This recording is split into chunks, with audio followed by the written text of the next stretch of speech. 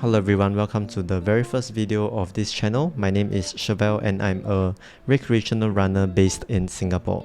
So the reason why I started this channel was because I wanted to try this running approach called the Maffetone Method, which was popularized by Dr. Phil Maffetone, and there was another YouTuber by the name of Floris German, if I didn't pronounce the name wrongly.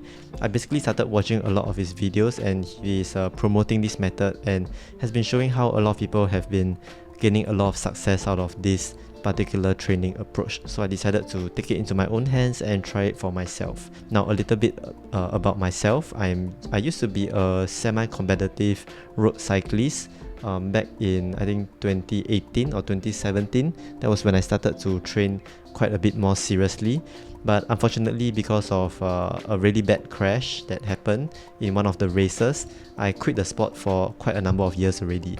Afterwards, I decided to take up, or rather I decided to choose one aerobic sport to replace cycling, and it was between swimming and running, but I'm really a bad swimmer, so I wanted to try running, but because I had a lot of past injuries, so I wasn't really able to keep it consistent, and also because I was still studying in university back then, so I couldn't really be very consistent with the training. So right now I have graduated out of university and I'm going to be starting work real soon. I just want to see whether I could be a lot more consistent with my training right now, and also this daily vlog sort of uploads. I hope that they will be able to keep me accountable and consistent as well, since I now know that people will be watching my training progress. I'll be sharing my Strava link in the description section, so you can always add me on Strava and maybe just follow my running progress if you like, and also drop some comments if you have anything to ask me. So that's about it for self-introduction. Now let's move on to the very first day of my running using the Maffetone approach. So right before I started doing the math training, I actually needed to use the math formula to calculate my heart rate that I should be working at. So I calculated the number to be about 150 beats per minute, and how I got that number is basically I took 180 subtract 25, which is my age, and then I subtracted another 5 from it because I've been pretty inconsistent with my training.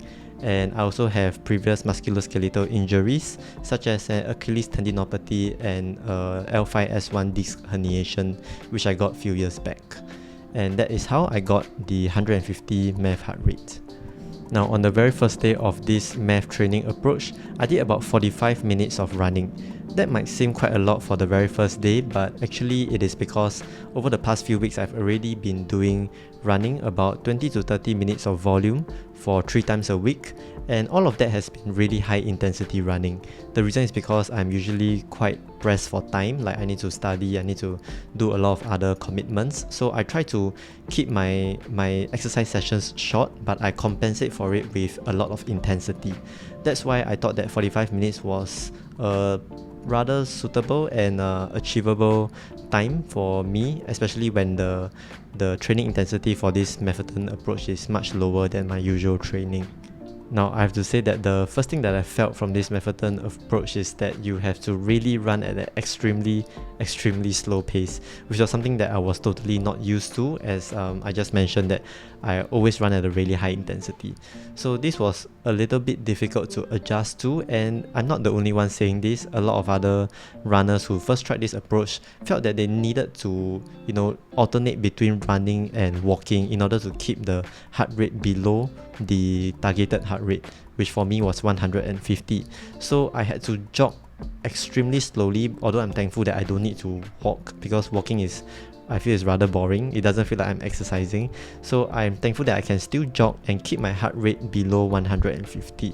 So right now, if you were to look at my heart rate from my Strava, you'll be able to see that I was able to keep my heart rate below 150 the whole time. The only time when I exceeded the 150 heart rate was when I had to climb a slightly steep hill right at the end, and that brought my heart rate to 152. But since that was already nearing the end of the run, so I didn't really bother too much about it. Although it was indeed challenging to keep my heart rate below 150, it wasn't entirely too difficult for me because back when I was a semi-competitive cyclist, I actually did a lot of long slow distance training as well. In cycling we just call it zone 2 training, and this zone 2 training basically requires you to keep your power output below a certain level. So I was no stranger to riding very slowly or traveling at a very slow pace. So I was able to somewhat fine-tune my pace, and maybe after the 3rd kilometer I was able to settle in to about 145 to 147 beats per minute. Right after the run, I felt really good about myself because I managed to run more than 5 kilometers, whereas my usual running distance was about 3 to 4 kilometers. With my usual high intensity runs, I always felt a little bit lousy about myself because I would always go too hard at the start, and then I didn't manage to hit the distance goal that I set for myself for that workout. So it was kind of like a hit or miss, like I didn't always hit my target. But with this Maffetone approach, because I'm running at such a low intensity, the only limit for myself is just time. Like, how much time do I have? Do I have time to continue to run? It's not so much of like whether I can continue because of my physiology, whether I'm too tired or too fatigued. It is more about whether I have the time to finish the distance that I set for myself. And that, I think, is because the intensity is just so low. I feel like I can keep going on indefinitely, and that definitely felt a lot more pleasant than the high intensity workouts. And it felt like I can continue these sort of workouts for for multiple days in a week, whereas for the high intensity workouts I probably cannot do it for too many times in a week. So all in all, the first day is pretty pleasant, but I'm still a little bit reserved because I'm not sure if my old injuries will flare up again as I increase the mileage.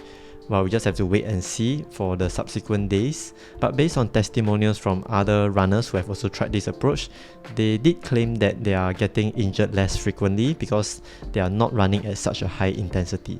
So I really hope that this applies for me as well, as I would really love to be consistent on running, and I hope that this approach will help me be able to achieve that. Alright, so I guess that's all for the first video. I hope to see you guys again soon for the next one. See you soon. Bye bye.